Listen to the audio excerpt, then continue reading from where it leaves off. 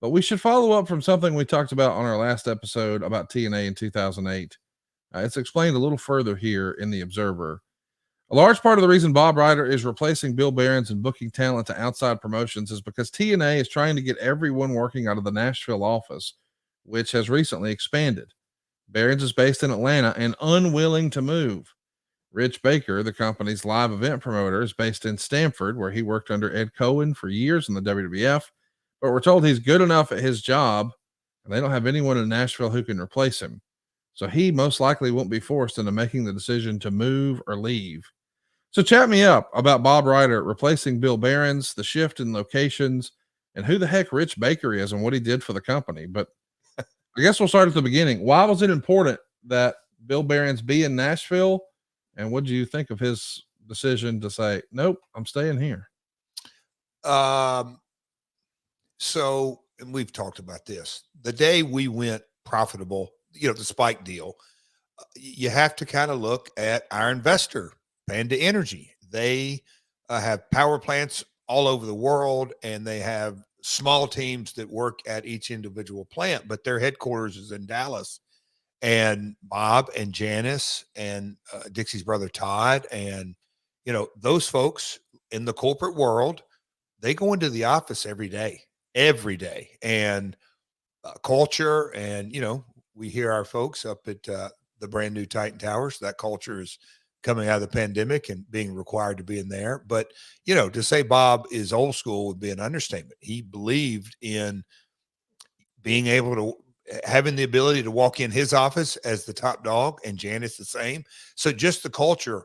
And so, and man, the headbutting, not vicious, but just in creating culture that, even on the smallest of things, our post-production house was over on Music Row. We were, it's less than a 10-minute drive, but we used a post-production house that wasn't in-house, but just time after time after time, Dallas, Panda, Bob Carter, they wanted everything under one roof.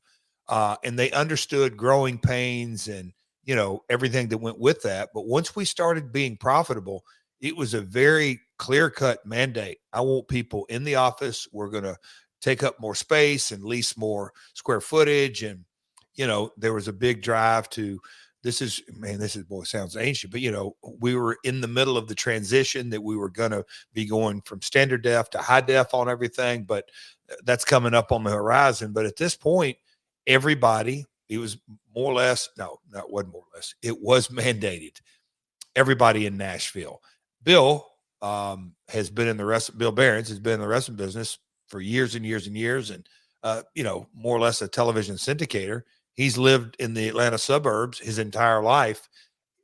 We more or less knew he wasn't going to move, but hey, it was the mandate. It was the order. It was what it was. Rich Baker, Meltzer, probably heard that story either from Rich or whatever it may be, but there was a move and we eventually got there. Craig Jenkins, Mike Cruson, other folks that were, in that line of work of booking buildings.